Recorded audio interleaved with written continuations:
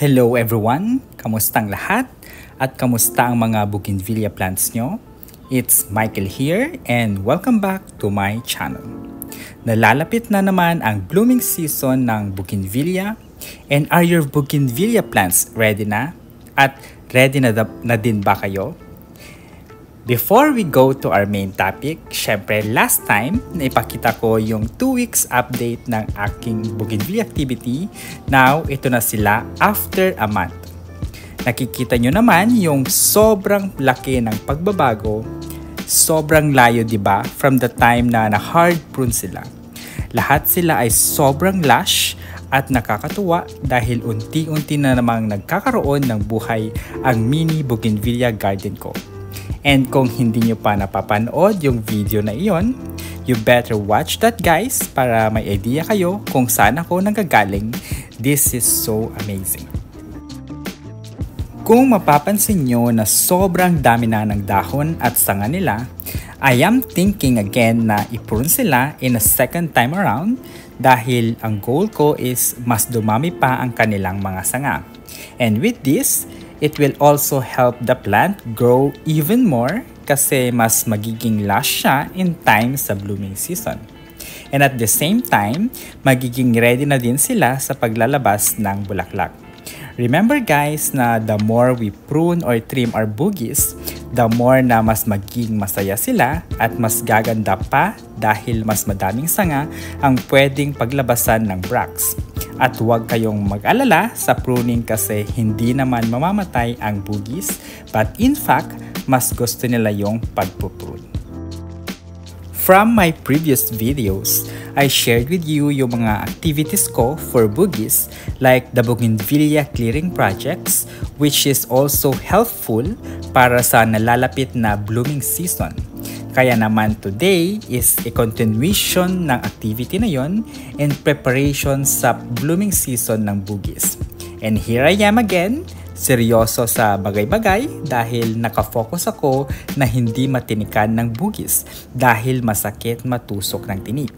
This is the third spot ng clearing project ko and more to come dahil mas challenging yung mga susunod na areas.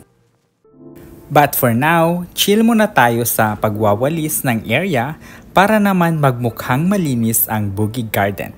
Kung hindi nyo natatanong, gustong-gusto ko yung nagwawalis sa garden, nag-e-enjoy ako dun. Kayo ba, saan kayo nag-e-enjoy sa mga gawain bahay aside sa gardening? After ko sigurong gumawa or magawa itong project na ito, maganda sigurong magkaroon ako ng bougainvillea tour para ipakita yung outcome ng project na ito para siyang post-review. Right now, ang gagawin ko ay same process sa mga nauna kong videos, trimming muna sa mga overgrown stems ng boogies.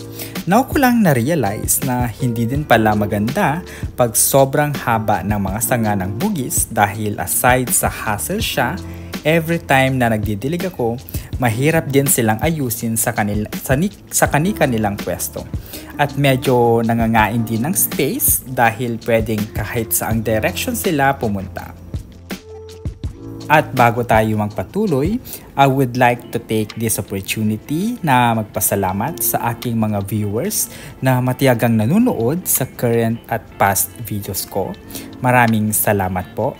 At lalong-lalo na sa mga subscribers ko na patuloy na sumusuporta sa aking channel.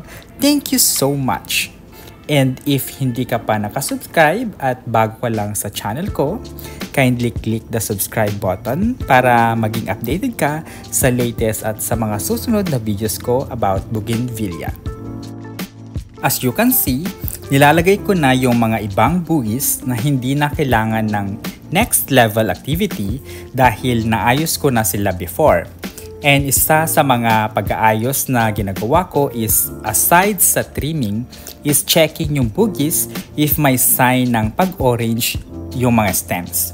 Dahil yung sign na yon ng biglang pag-orange ay may sakit yung boogies. So ang ginagawa ko is pinuputol ko ang mga yon para hindi kumalat sa ibang parte ng boogies. At huwag nating pabayaan na magstay yung mga orange na yon dahil pwedeng ikahamak ng halaman natin.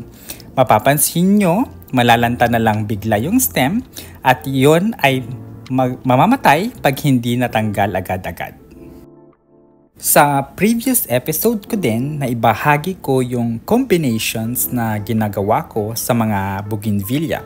Ito yung trim, fertilize, and add soil, trim, fertilize, repot, and trim, fertilize, support.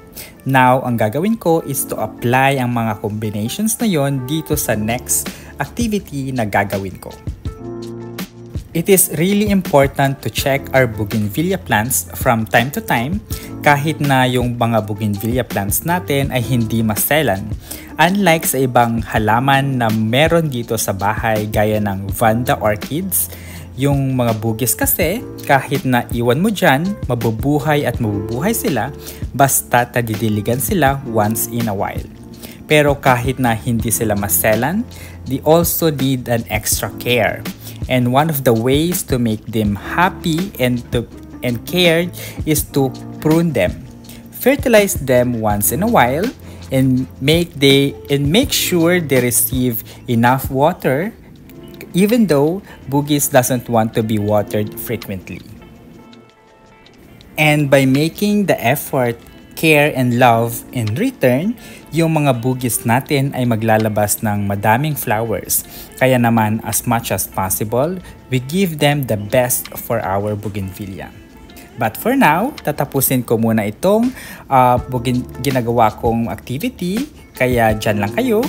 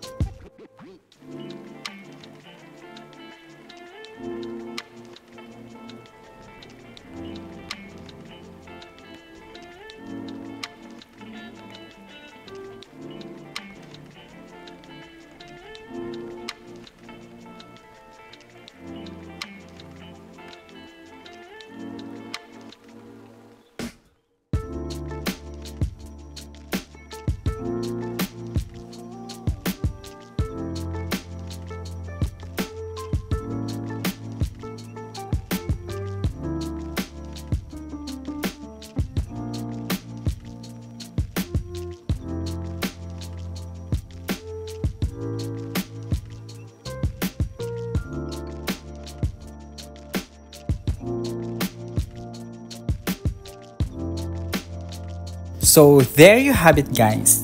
Thank you so much for watching at makakaasa kayo na pagbubutihan ko pang gumawa ng mga relevant videos for bugis. Kaya naman, don't forget to subscribe, stay safe and healthy, and we'll see you in my next videos. Bye-bye!